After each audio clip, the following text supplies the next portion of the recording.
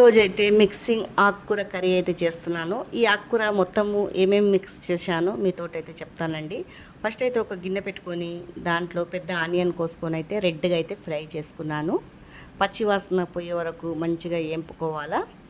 ఇలా ఏంపుకున్నాక ఒక చెంచాడు అయితే అల్లం పేస్ట్ అయితే తీసుకున్నాను, ఫ్రెష్ నూరింది. ఇదంతా రెండు మంచిగా పచ్చివాసన పోయే వరకు అయితే కలబెట్టుకున్నాను.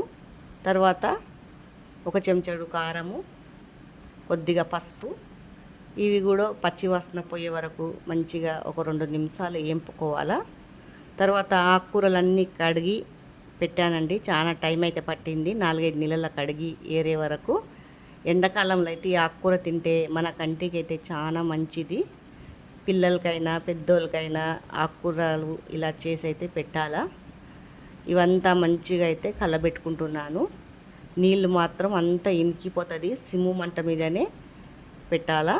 ఇదంతా కలబెట్టుకొని మసాలాలు పట్టేలాగా అంతా అయితే మంచిగా అయితే కలబెట్టుకుంటున్నాను. కలబెట్టుకున్నాక మూత పెట్టి ఒక 2 నిమిషాలు సిమ్ము మంట మీద పెడితే దీంట్లో ఉన్న నీళ్ళంతా అయితే ఇనికిపోతుంది. మంట ఎక్కువ పెట్టొద్దు, కింద మాడిపోతుంది. సిమ్ము మంట మీదనే మూత పెట్టి పెట్టేయాలా ఒక 2 నిమిషాలు. ఇలా అంతా నీళ్ళంతా ఇంకిపోతుంది మంచిగా. బిజీగా 10 నిమిషాలలో చేసుకోవచ్చు ఈ ఆకుకూరలు. టమాటాలు అయితే 4-5 కోసి వేసుకుంటున్నాను.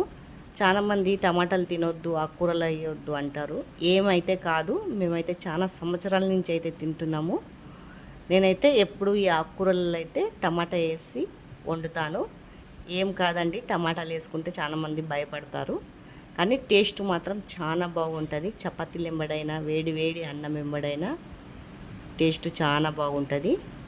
ఇలా మొత్తం కలబెట్టుకొని చూడండి, సిమ్ము మంట మీదనే మొత్తము నీళ్ళు ఇంకిపోతుంది. తర్వాత ఇట్లా కొద్దిగా నీళ్ళు ఉన్నప్పుడు మూత పెట్టి సిమ్ముగా పెట్టేయాల. నీళ్ళంతా అయితే ఇంకిపోతుంది. మరొకసారి కలబెడితేనే ఉండాలా, ఎందుకంటే కింద మాడిపోకుండా టమాటాలన్నీ మెత్తగా అయితే ఉడికిపోతుంది. మీ ఎంతమందికి ఇలా ఆకుకూర ఇష్టం ఉన్నదో కామెంట్ బాక్స్లో కామెంట్ అయితే చెయ్యండి.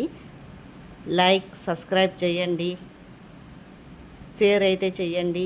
ఫుల్ వీడియో వాచ్ చేసి అయితే పూర్తిగా అయితే చూడండి.